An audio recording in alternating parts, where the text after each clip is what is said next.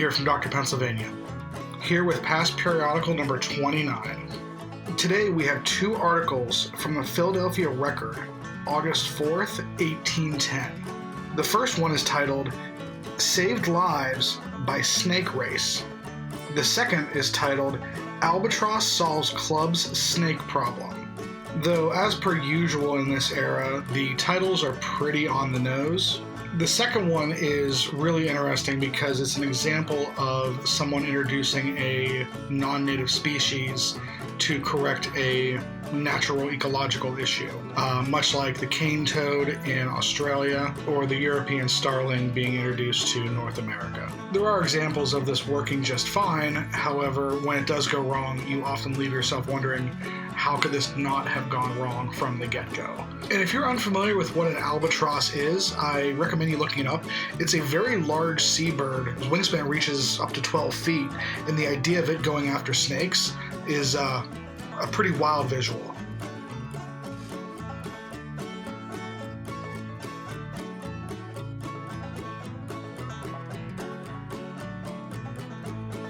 Saved Lives by Snake Race. Strategist lures serpent from picnicker prey by speed. Pottsville, PA, August 3rd. To protect a large crowd of picnickers who, unknown to themselves, were threatened by a large copperhead snake, Professor B.A. Strohmeyer, a former member of the faculty of Pottsville High School, today allowed the snake to chase him half a mile at Indian Run. Whenever the snake coiled up to strike, the professor ran ahead and finally killed it. Mrs. Strohmeyer fainted when she saw her husband in danger. The snake was measured 4 feet 6 inches.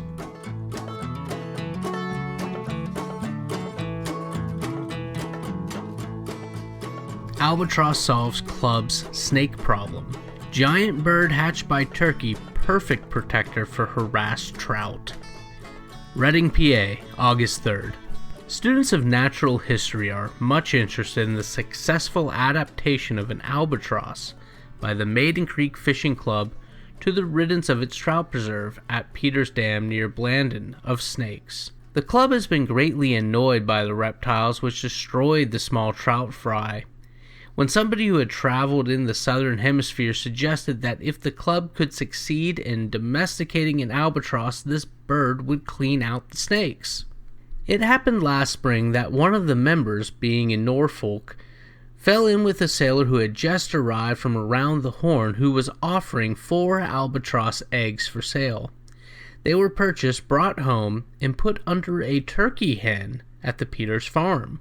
In 8 weeks, 2 of the eggs hatched. The birds were cared for by their turkey mother just as carefully as if they had been one of their own species, and for a time they roamed around the farmyard with the other fowls, but one of them soon disappeared, and the other, after a few weeks, took to the water and has since hunted its own living.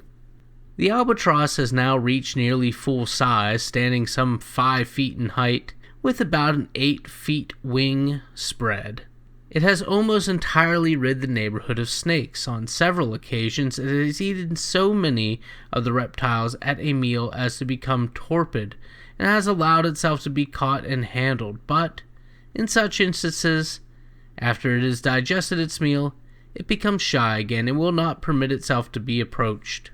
Several members who were present at the clubhouse last week witnessed a battle between the albatross and a snake. For a time, it threatened to end the career of the former, and encountered a large black of the racer variety in a cornfield near the pond.